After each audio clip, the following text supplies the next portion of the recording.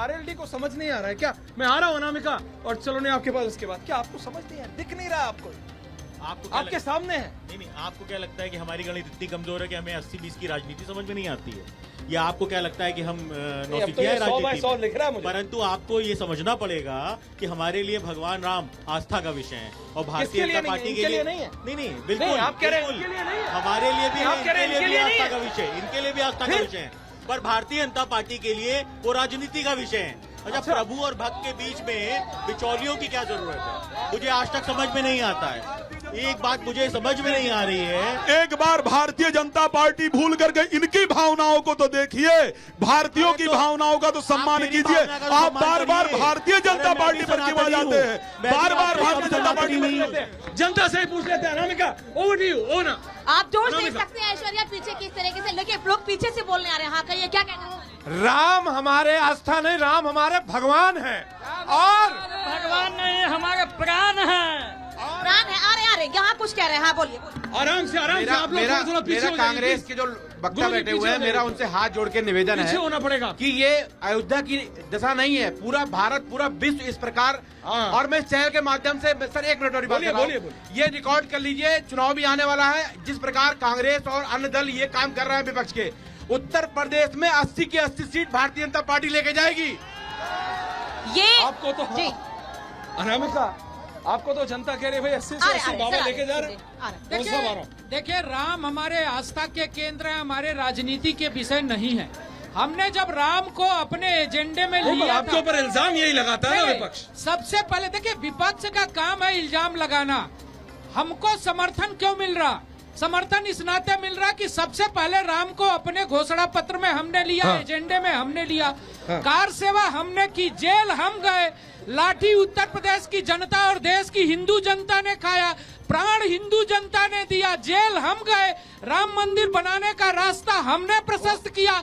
और जिन लोगों ने गोलियां चलाई, आतंकवादियों का मुकदमा वापस लिया, राम को काल्पनिक कहा, राम के मंदिर को न बनने की बात कही, क्या श्रेय उत्तर प्रदेश और देश की जनता उनको देने वाली है? कतई नहीं देगी। श्रेय तो निश्चित रूप से आदरणीय मोदी जी और योगी जी को जनता दे रही है, देश की जनता दे रही है, देश का हर समाज दे रहा है। देश की जनता आज ये विश्वास कर रही है कि हमने सरकार में रहते हुए मोदी जी और योगी जी की सरकार में राम मंदिर के रास्ते को हमने प्रशस्त किया, हमने उसको आगे बढ़ाया और न्यायालय के फैसले से हमने ये प्रशस्त करते हुए आज भव्य राम के मंदिर के निर्माण का रास्ता प्रशस्त किया। बिल्कुल। और आप देख रहे हैं यहाँ पे इतने लोग हैं, मैं सबके पास आना चाहता हूँ। यहाँ पे बैठे हैं, आप कहाँ के रहने वाले?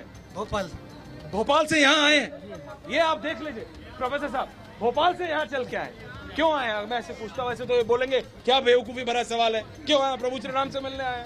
लेकिन ये जो विपक्ष के नेता बैठे हैं, ये कहते हैं कि भाई बीजेपी राजनीति कर रही है। मैं आपसे पूछता हूँ, राजनीति? नहीं, मेरा हमसे एक सवाल है। अभी सर कांग्रेस के सर बोल रहे थे कि भगवान राम में हमारी आस्था है। अनामिका जी, तो मेरा प्रश्न ये है, अगर उनकी भगवान राम में आस्था है तो जो प्राण प्रतिष्ठा का कार्यक्रम हो रहा है उसमें आस्था क्यों नहीं है? इनकी क्यों नहीं आ रहा है ये लोग? अब ये तो यही जाने, अब ये भी ना जाने, इनके नेता जाने। दिक्कत तो यही है। आप बोलिए क्या कह रहे हैं? बिल्कुल। जय जय योगी, जय मोदी, जय जय श्री राम। जय श्री राम तो है। मैम आप कहाँ से? हम नोएडा से आए हैं। आप नोएडा से? What do you do ma'am? House wife. अच्छा, और आप यहाँ पे जब देखते हैं इस तरह की भावनाओं को, लोगों को बिल्कुल मतलब बह रहे हैं लोग इन द फीलिंग्स ऑफ हम लोग बहुत बहुत खुश हैं। और मेरी ये प्रार्थना है विरोधियों से कि कम देशवासियों की खुशी के साथ खुश होना चाहिए इन लोगों को भी। मोदी की मत सुनिए, मैम की सुन लीजिए। नहीं, पहली चीज तो ये कि बात ये समझने की है कि हम किसी चीज का विरोध नहीं कर रहे हैं, ना हम विरोधी हैं। हम खुद सनातनी हैं और हम खुद प्रभु श्री राम के दर्शन करके आए। आपको 22 तारीख से दिक्कत है? नहीं, भारतीय जनता पार्टी हमें थोड़ी ना बताएगी तारीख कि हम 22 तारीख को ही जाएं, हम 24 को जाएं, 26 को जाएं। ये हमारी निजी आस्था है।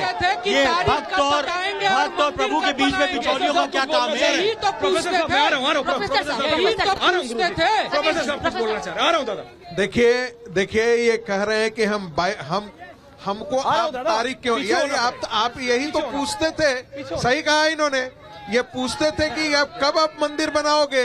अरे मंदिर बनाओगे, हम भी उसमें साथ देंगे। अब जब मंदिर बन रहा है, उम्मीद तो यही थी आप साथ क्यों नहीं दे रहे हो? दिक्कत तो ये उम्मीद ये नहीं सवाल भी करते थे कि तारीख कब बताएंगे, मंदिर नहीं बनाएंगे। अरे अब तो तारीख भी आ गई, मंदिर भी बन गया, प्राण प्रतिष्ठा भी हो रही, लेकिन विपक्ष नहीं आएगा क्योंकि उनको डर है कि उनका वोट खिसक जाएगा। ऐसा है क्या? वोट की राजनीति बैठिए, करते बैठिए, हैं, बैठिए। आप बैठिए, राम में आस्था नहीं है, वोट में आस्था है उनकी। ओके नेताजी, हाँ जनता की आ रहा हूँ सर मैं आशीष जी से पूछना चाहता हूँ कि 24 तो आपसे चला गया, 29 के लिए काशी और मथुरा की तैयारी साथ देने के लिए तैयार है क्या आप? अरे वो अभी नहीं तैयार है, कहाँ आप उन्हें? हाँ जी मैं विरोधियों को कहना चाहता आराम से हूँ, बोलिए। मैं विरोधियों से कहना चाहता हूँ कि नफरत नहीं, हम प्रेम के आदी हैं। नफरत नहीं, हम प्रेम के आदी हैं, और प्रेम से कहो हम सनातनवादी हैं। अब आप भी अपने आप को कहिए कि हम सनातन कट्टर हिंदू हैं, नहीं तो ये जानिए कि अब आपकी राजनीति खत्म है। प्रोफेसर साहब भावनाओं को समझना पड़ेगा, इसलिए आ रहा हूँ। हाँ, बोलिए सर। ऐश्वर्या जी, मैंने कहा ये राम नाम की आंधी चल रही है, जो दिख रहा भी सर। विरोध में आएगा वो दिख बह रहा। करके खत्म हो अब तो दिख रहा, जाएगा। मैम आप कुछ कह रही थी। आ रहा हूँ सर। मैं सपा बसपा कांग्रेस जी बोलिए। मैं बसपा कांग्रेस सपा से पूछना चाहती हूँ कि जब निमंत्रण अभी मिला है तो आप 6 महीने बाद किसी के शादी में जाते हैं क्या निमंत्रण देने के लिए? जवाब देंगे। अनामिका उनसे पूछ रही है। निमंत्रण देने वाले आप हैं कौन? जी आ रहा हूँ। पहले ये तो बताइए, प्रभु और भक्त के बीच में आप बिचौलियों का क्या काम है?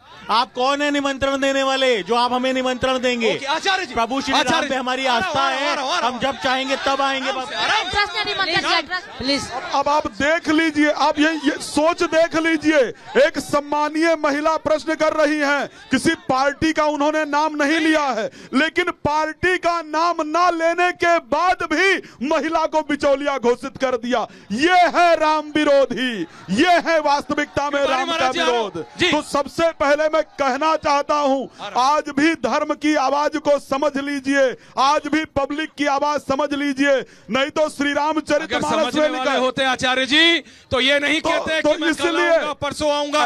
ये कहते हैं मैं रातों जो चार्टर लेके विदेश जा सकते हैं, राइट, क्या वो यहाँ अयोध्या नहीं आ सकते? ऐश्वर्या जी, उत्तर प्रदेश में रहते हुए अयोध्या आ सकते हैं। उनको सब पता है, जो रातों रात जिनका मन करे कि चार्टर में चलो यार अब आइसक्रीम खानी है, हिंदुस्तान की नहीं लंदन की, और रातों रात चार्टर मंगा के जा सकते हैं, वो यहाँ नहीं आ सकते? आ सकते हैं बिल्कुल। और there is nothing hard for them, right, but आप समझिए वो जानना नहीं चाह रहे हैं। मैं आ रहा हूँ।